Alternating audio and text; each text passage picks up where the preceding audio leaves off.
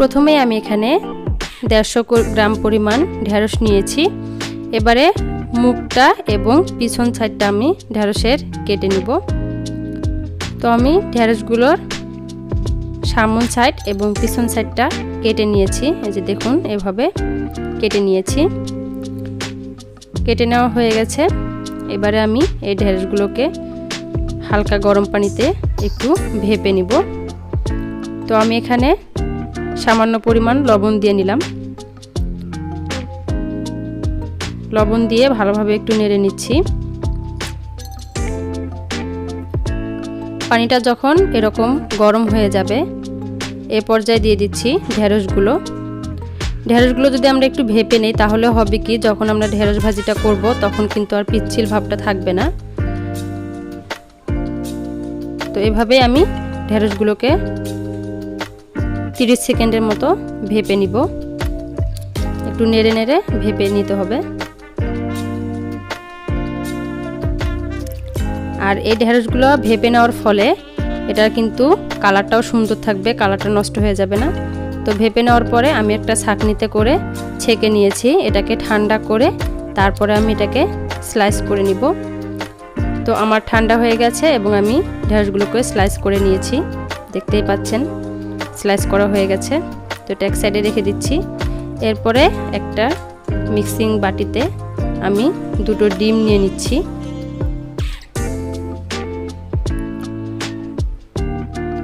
এ পর্যায়ে আপনারা যত ডিম দিবেন এই নাস্তাটা খেতে কিন্তু তত মজা লাগবে। তো আমি এখানে 2টো ডিম নিয়ে নিলাম আর ডিমগুলোকে ভালোভাবে ফেটিয়ে নিচ্ছি।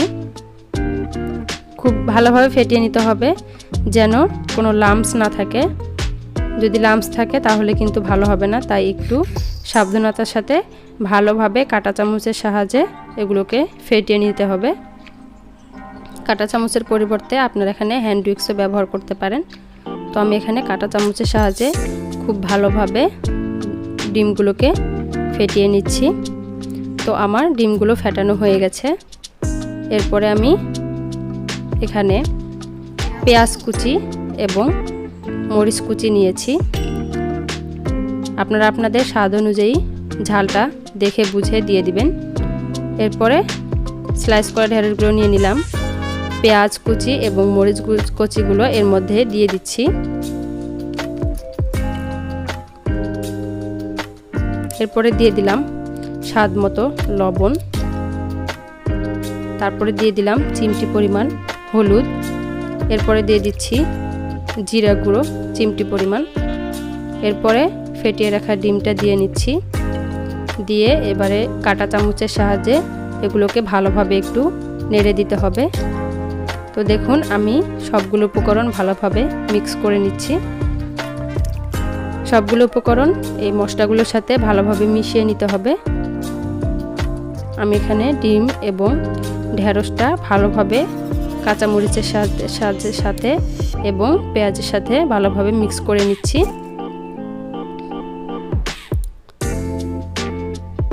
একটু ধৈর্য সহকারে কাজটা করতে হবে। খুবই সাবধানতার সাথে এগুলোকে মিশিয়ে নিতে হবে। বেশি নাড়াচাড়া বা বেশি ঘাটা করা যাবে না, তাহলে কিন্তু ভালো হবে না। খুবই হালকা হাতে এগুলোকে একটু নেড়ে মিশিয়ে নিতে হবে।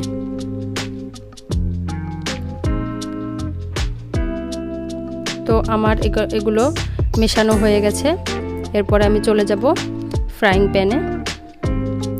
তো আমি ফ্রাইং প্যানে চলে এসেছি। এরপরে দিয়ে দিচ্ছি পরিমাণ মতো তেল, সয়াবিন তেল। সয়াবিন তেল একটু গরম হয়ে আসলে এ পর্যায়ে আমি ঢেঁড়সের মিশ্রণটা এখানে দিয়ে দিব। এরপরে ভালোভাবে কাঁটা চামচের সাহায্যে চারিদিকে সেট করে নিব। চেপে চেপে সেট করে নিতে হবে।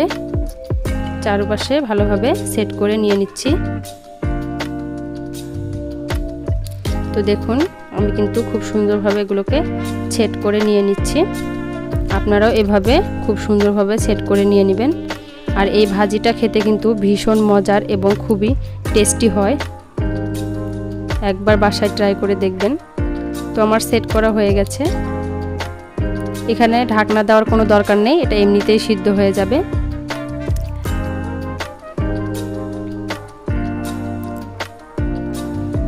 তো প্রায় 3 মিনিট পরে আমি এটাকে একটু নেড়ে দিব। পুরোটাই উল্টানোর দরকার নেই, এভাবে নেড়ে চেড়ে একটু ভেঙে নিব। দেখুন আমি কিভাবে করে নিচ্ছি, ঠিক এইভাবে আপনারা করে নেবেন। অপর সাইডটা কিন্তু ব্রাউন কালার হয়ে গেছে। এখন এভাবে এগুলোকে নেড়ে চেড়ে ভেজে নিতে হবে। তবে খেয়াল রাখতে হবে ঢেঁড়সগুলোর গায়ে গায়ে কিন্তু এই ডিমের মিশ্রণটা থাকবে, একবারে যেন ঝুরি ঝুরি হয়ে না যায়, তাহলে কিন্তু খেতে মজা লাগবে না। এই নাস্তাটা আপনারা রুটি কিংবা ভাতের সাথেও খেতে পারেন, খেতে কিন্তু দারুণ লাগে এবং অসাধারণ স্বাদের এই টেস্টি রেসিপি এবং ভাজিটা কিন্তু এত যে অসাধারণ হয় আমি নিজেও ভাবতে পারিনি। তো এখানে আমার এক পাশে হয়ে গেছে ব্রাউন কালার করে ভেজে নেওয়া, আমি নেড়ে চেড়ে ভালোভাবে আবারও সেট করে দিলাম। এ পর্যায়ে আমি কিছু মরিচের গুঁড়া দিয়ে নিয়েছিলাম, কারণ আমার কাছে ঝালটা একটু কম মনে হয়েছিল, তাই আমি মরিচের গুঁড়া দিয়ে নিয়েছি। আপনারা এ পর্যায়ে লবণ এবং ঝালটা চেক করে আবার দিয়ে নিতে পারেন। তো আবারও আমি এগুলোকে ভালোভাবে নেড়ে চেড়ে ভেজে নিব। দেখুন আমি কিন্তু এগুলোকে নেড়ে চেড়ে ভেজে নিচ্ছি। আপনারা যদি এই রেসিপিটা ট্রাই করেন তাহলে আশা করি ভালো লাগবে। আর এই রেসিপিটা খেতে কিন্তু ভীষণ মজার এবং সো টেস্টি একটা রেসিপি। আপনারা বাসায় একবার হলেও ট্রাই করবেন, বাসার ছোট বড় সবারই অনেক পছন্দ হবে এই খাবারটা। তো অবশ্যই আপনারা একবার হলেও বাসায় ট্রাই করে দেখবেন এবং আপনারা যদি পারফেক্ট স্বাদ পেতে চান তাহলে কিন্তু অবশ্যই আমার এই রেসিপিটা পুরোপুরি ফলো করতে হবে, তাহলে আপনারা এর আসল স্বাদটা পাবেন। তো অবশ্যই আমার রেসিপিটা আপনারা ফলো করে একবার হলেও ট্রাই করে দেখবেন। তো এভাবেই নেড়েচেড়ে ব্রাউন কালার করে ভেজে নিতে হবে। এটা কিন্তু ভাজতে বেশিক্ষণ সময় লাগবে না, কারণ ঢেঁড়সটা আমরা আগে একটু হালকা করে সিদ্ধ করে নিয়েছিলাম। তো এটা হতে কিন্তু বেশি সময় লাগবে না। দেখুন ঢেঁড়সের গায়ে গায়ে কিন্তু ডিমগুলো লেগে আছে, আর সে কারণে কিন্তু খেতে কিন্তু ভীষণ মজা লাগবে। আর ডিম খেতে কিন্তু সবাই খুবই পছন্দ করে। তো ডিমের এবং ঢেঁড়সের এই কম্বিনেশনটা কিন্তু দারুণ। আমিও নিজে অবাক হয়ে গেছি যে এত সুন্দর এত মজাদার এই রেসিপিটা হতে পারে, আমি আসলে ভাবতেই পারিনি। তো দেখুন হয়ে গেছে আমার এগুলো। এরপরে আমি এগুলোকে প্লেটে তুলে নিচ্ছি এবং সার্ভ করে নিচ্ছি। গরম গরম এই ভাজিটা খেতে ভীষণ মজার এবং সুস্বাদু। তো প্রতিদিনের মতো আজকের এই ভিডিওটা যদি আমাদের ভালো লেগে থাকে তো অবশ্যই ভিডিওটিকে লাইক, কমেন্ট এবং শেয়ার করবেন। আর সেই সাথে যদি আমার চ্যানেলে নতুন হয়ে থাকেন তাহলে অবশ্যই চ্যানেলটিকে সাবস্ক্রাইব করে রাখবেন এবং পাশে থাকা বেল আইকনটিতে ক্লিক করে রাখবেন। আর অবশ্যই আমাদের জন্য দোয়া করবেন। আল্লাহ হাফেজ।